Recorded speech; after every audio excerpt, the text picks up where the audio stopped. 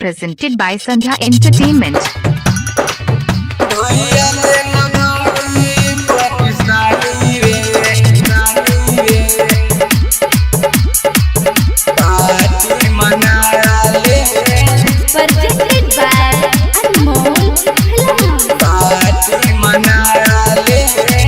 भैया ले लो भौजी पाकिस्तानी रे रे यारबा पार्टी मना ले।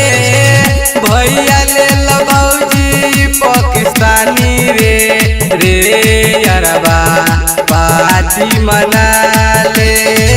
पार्टी मना ले यारबा बियर मना ले। डीजे बजा ले यारबा बियर मंगा ले।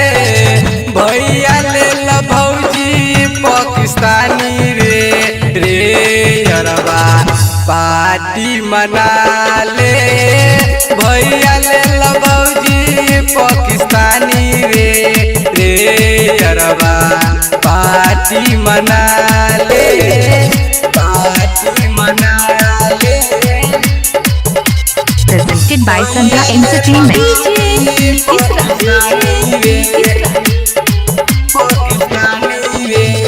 मंगुरा नवाता मंगुरा नवाता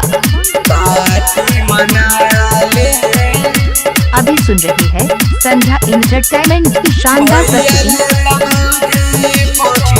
दूनु खेलत रहे पबजी गेम रे। दूनु खेलत रहे पबजी गेम रे। पैर भेल गहरा दुनु के होई गेल मेल रे। पैर भेल गहरा दुनु के होई गेल मेल रे। बड़ निक लागे एकर जोड़ी रे रे यारबा पार्टी मना ले।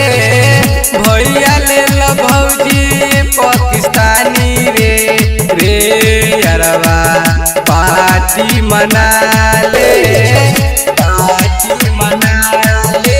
अभी सुन रही है संध्या एंटरटेनमेंट की शानदार प्रस्तुति।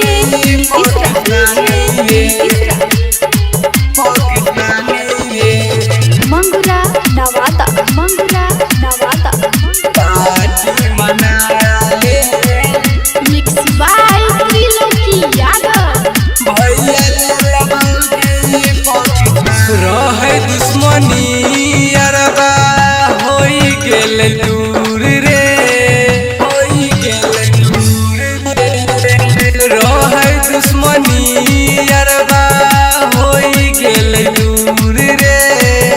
पाकिस्तानी छै का अपन ससुर रे।